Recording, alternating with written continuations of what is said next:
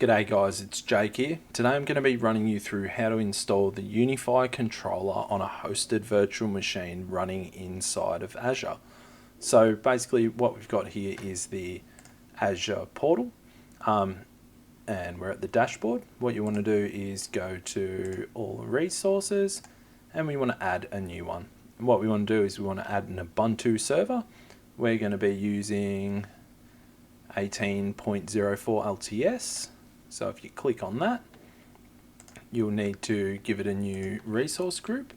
So we're going to call it Jake's UniFi, or you can apply it to a old resource group if you want to. Go here, Jake's UniFi. Okay. Virtual machine name, Fi controller. Select the region that you want it to be. I'm in Australia, so I'm going to go to Australia East. And if you want redundancy, which I do not, the image that you want to run, we're going to run Ubuntu server 18.04 LTS. And then select the size of your virtual machine. Now, typically, you're not going to need a very large virtual machine, like 2 cores and 8 gig of memory is just way overkill.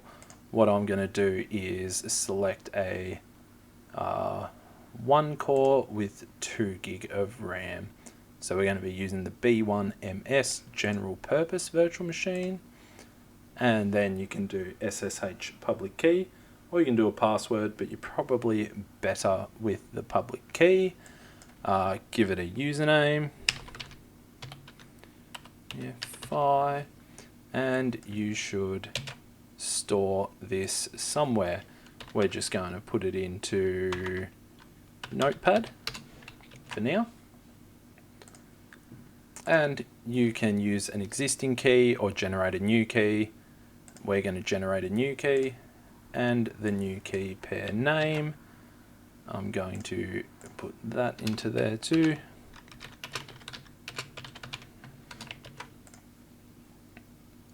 And then allow selected ports. You're going to want to allow the SSH port because you're going to need to SSH into the virtual machine to do stuff, administration stuff.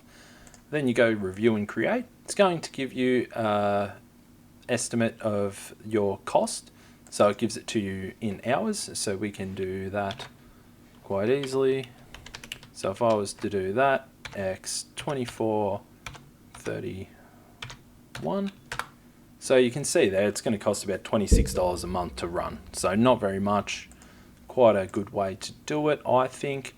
You can review all your settings here and then click create. And then you want to download the private key and create the resource.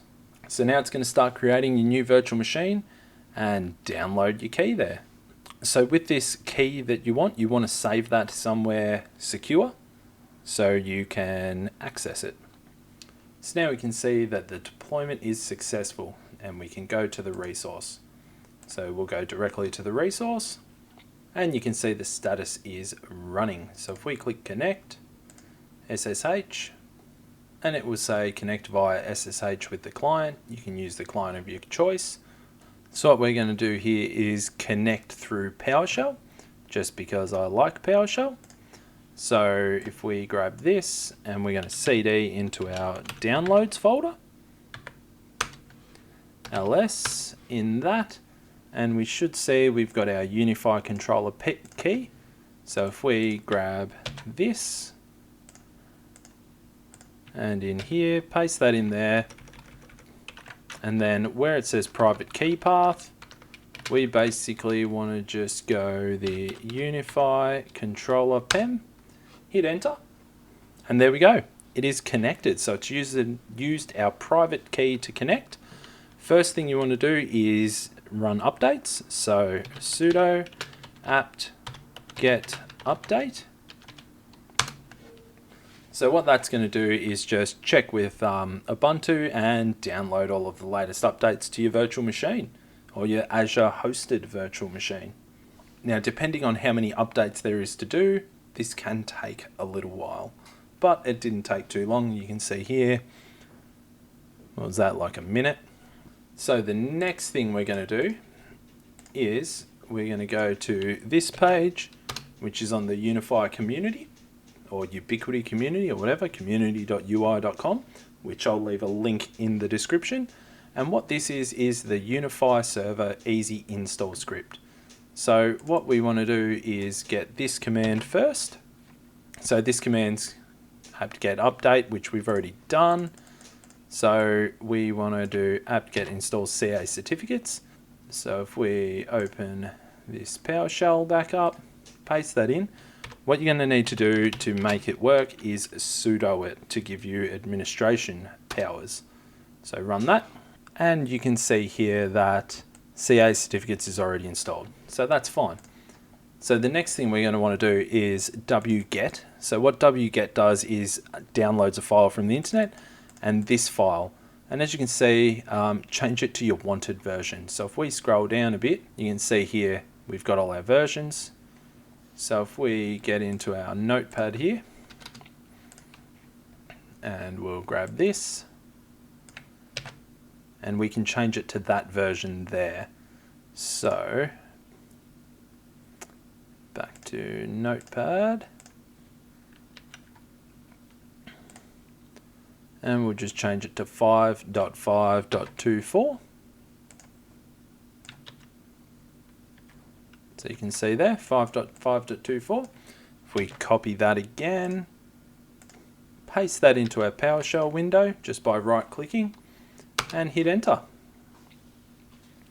So now we're downloading that script. And then we go to the next thing here. So we just do bash UniFi blah blah blah sh. So the easiest way to do that is if you type in bash and then hit tab, and that's going to show you the version of the script, because if you copy this here, the numbers may not match what's actually there. So if we hit enter, the script needs to run as root. So if we hit up, because it needs to run as root, we need to put in sudo. Hit enter, and now it's running the easy install script. So now it's going to ask us if we want to keep this script on the computer after completion, and I'm going to, just by hitting Y and hitting up, enter. And then it gives you a bunch of stuff here, of stuff that can be upgraded, and basically you want to upgrade it. So yes. And now it's going to go through and update all of these packages that are listed here.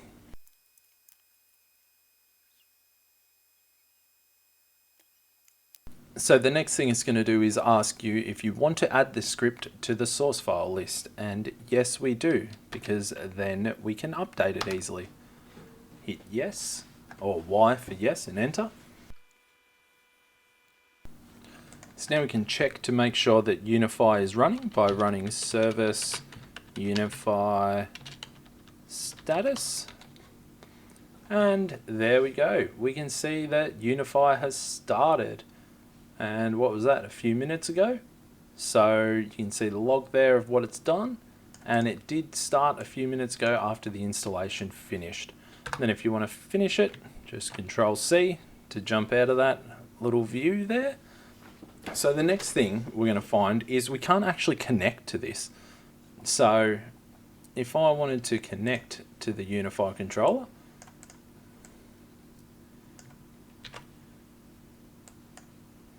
you'll notice if I do that, port 8080, no, 8443, it won't actually resolve to anything. And that's because I haven't got the ports forwarded that are necessary to access the UniFi controller. So you can see it's just spinning around, it's not doing much, nothing's responding. So what we need to do is go into the UniFi controller, go into networking, and as you can see here, we've got the port 22 allowed from any source to any destination. So something to be aware of is this port 22 is a security risk. So what you probably want to do is change this to only allow it from trusted networks. To do that, you hit this little, you click in it, and then you say source any. and you can change it to an IP address. So then you can give it your IP address. So to find your IP address, type in what's my IP into Google. And that didn't work because it's Bing. Good on you, Bing. Let's go to Google and we'll go what's my IP. And there it is, my IP address. Now I've blacked it out because I don't want you to see my IP address. But basically if I go in here and put that in there, so I've pasted my IP address into that, that means then I can only connect from my IP address.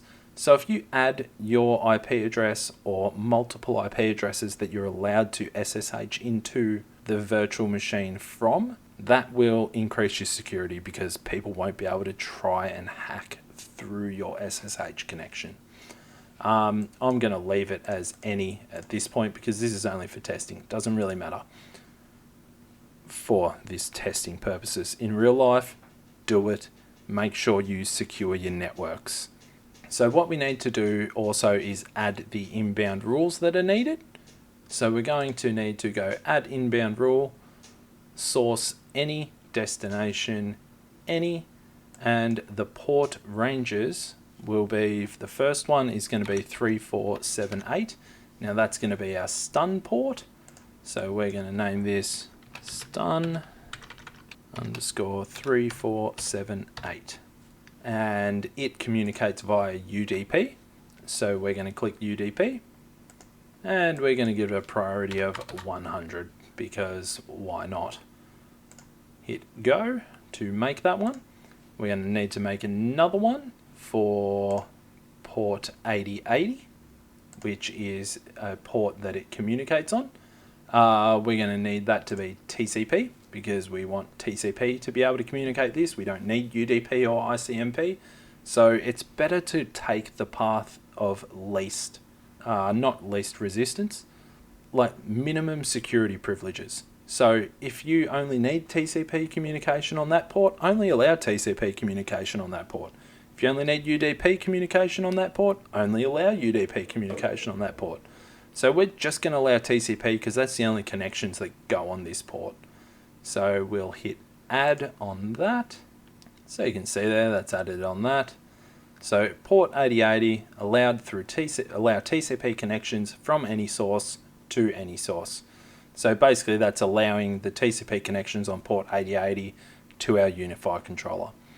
So we're going to need to add in another one for our management port. So that's going to be port 443, which is what we're actually going to connect through the network to. So with port 8443, it is best practice to do the same thing as your SSH port and restrict the access only from trusted IPs. So in production, set IP address and put your IP addresses that you're going to be connecting to manage the UniFi controller from. Don't allow everybody to access that port because everybody should not be able to access that port. That's the port that you're going to log in on to manage your UniFi infrastructure. So only allow it from the IPs that you trust, that you're going to be accessing and managing your UniFi controller from. At this point, I'm going to allow it from any because, once again, we're only testing. And we use HTTPS to connect to this, and that's a TCP protocol. So once again, same thing, only allow the protocols that you need to allow. Don't allow extras because it's just another vector of attack. So we're just going to add that in. You can give it a name if you want. I'm just going to leave it as port. Oh.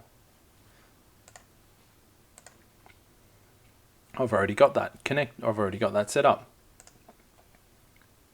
So we're also going to allow any on port 80. So we'll go any connections on port 80 from anywhere to anywhere, and we'll call that HTTP 80 add. So there we go. Now we've added in our ports. What we should be able to do now is if we browse to our IP address and port 8443, hit enter, this should now take us to the login page. Still can't reach it.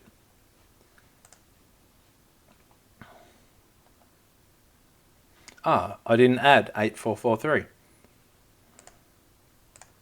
Sorry, let's go add any on 8443. 8443. So yeah, 8443, like I said before, only allow it on from the sources, the IP address sources. Don't allow anyone to connect to it in real life. Just allow it from 8443. Let's add that. So there we go. Now we've got it successfully created. Let's try it again.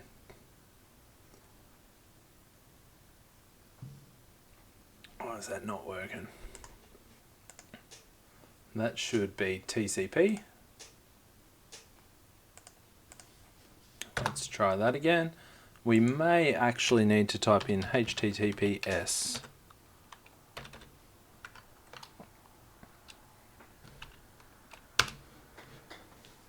That's better. So you got to type in HTTPS because by default it will try to connect with HTTP, and we're not responding to HTTP on that port.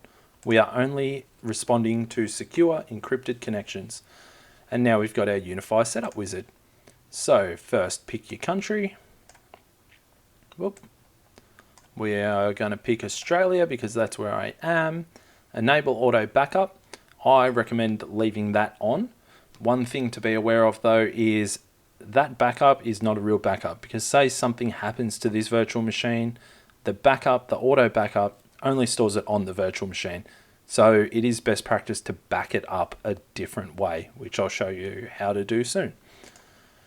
Hit next. It's going to say configure devices. Obviously it's not going to find any devices on the network. The only device on the network is the UniFi controller.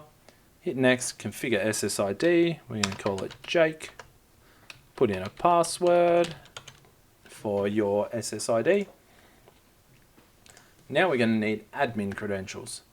So I'm going to call it unifi_admin, admin email.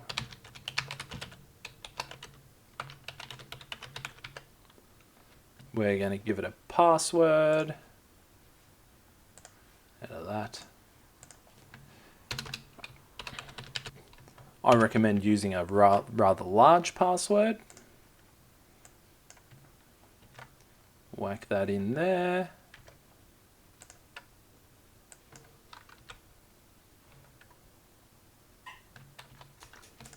Whack it in here.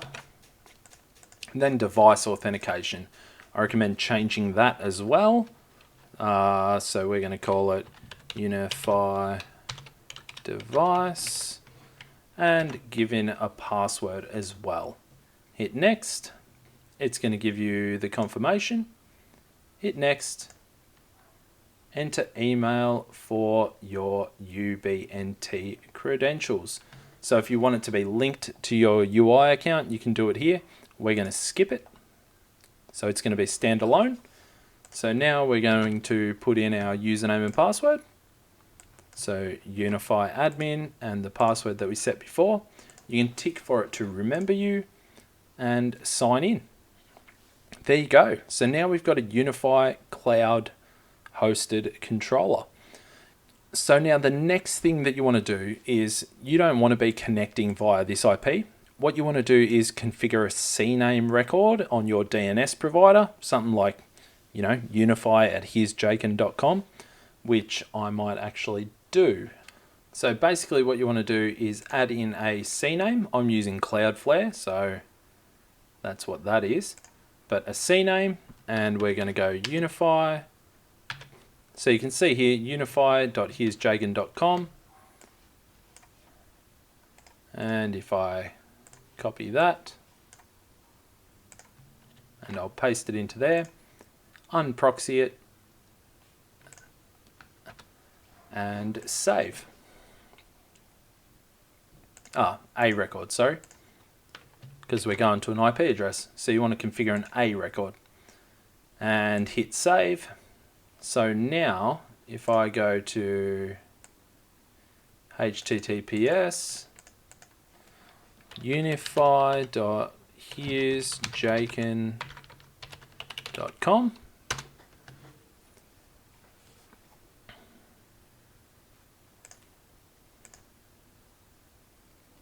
You can see now I can connect via that.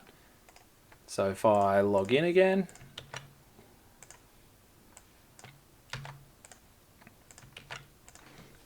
now the reason for doing this is because if you use an IP address, you run the risk of your IP address changing, and then you need to configure all of your devices again. Whereas if you use a DNS name, if your IP address changes, it doesn't matter. Just update your DNS. All of your equipment can still connect to your controller. So that's basically it. Now we've got our controller running. Pretty much all you need to do on your hardware is set the inform address to your newly created DNS name, port 8080, and then it will pop up and you'll be able to adopt the equipment. So now some other things to cover is the first thing, if you're hosting any infrastructure on Azure, turn on multi-factor authentication. I can't stress that enough. If you are doing it, have multi-factor authentication turned on. Having it off is just stupid. Like, we're in 2020. It's time to have multi-factor authentication. I know it's a little bit annoying, but turn it on. Otherwise, you will more than likely get hacked at some point, because that's what happens when you don't have multi-factor. The second thing is backing up the UniFi controller. So by default, the UniFi controller will do its own backups, its own configuration backups, which you can see in here. It does it every month. You can change the settings so it can do it, every day at whatever time you want it to do, and keep the backups for 7 days or the maximum amount of files or whatever you want to do. But that backup is only going to be on this virtual machine. Let's say you do get hacked, your virtual machine gets encrypted somehow, someone gets in through SSH, does something malicious to your virtual machine, or you update it and you can no longer access it. Having the backup on the virtual machine is not a good idea. So you can leverage Azure's built-in, or the Azure backup software, system, whatever you want to call it. So pretty much what we would do here is scroll down to the backup option in here, and then you can create a new backup services vault, enable the backup. If you want a different policy, this is the default policy. It will just create a backup for you. It'll automatically back it up. You can restore the full virtual machine straight in Azure. If you have something wrong, say you do an update or something and it breaks, you can just restore the backup. So you can see here, it's still making the backup, it's deploying the backup, but once it's finished there, it'll run, it'll do its thing, it'll keep things backed up. Once again, your backup is in Azure, so if somebody gets access into your Azure tenant, the backup's still vulnerable. You may not be able to restore it because let's say they delete all of your stuff. So it may be a good idea to back it up to something else, say AWS, or maybe an on-premise solution. However you want to do, we're not going to cover that in this video, but just some things to think about. The other thing, once again, enable multi-factor authentication. That's going to severely reduce the chance of your tenant getting attacked and hacked, and somebody being able to log into your Azure tenant to be able to run those types of attacks. So anyway, I can't stress more than enough to enable multi-factor. But yeah, that's basically it. Now we've got that running inside of Azure. The other thing to consider too, like I said before, restricting access to those ports, the management ports. It will reduce your likelihood of getting attacked, reduce the attack vector for DDoS attacks, and also reduce password attacks as well. Anyway guys, if you like this video, please like and subscribe. If you want to see how to do the same thing on an on-premise virtual machine, so say you wanted to run it on an Ubuntu virtual machine, I've got a video as well on that, which is linked down below. So anyway guys, don't forget, like, subscribe, and I'll see you in the next video.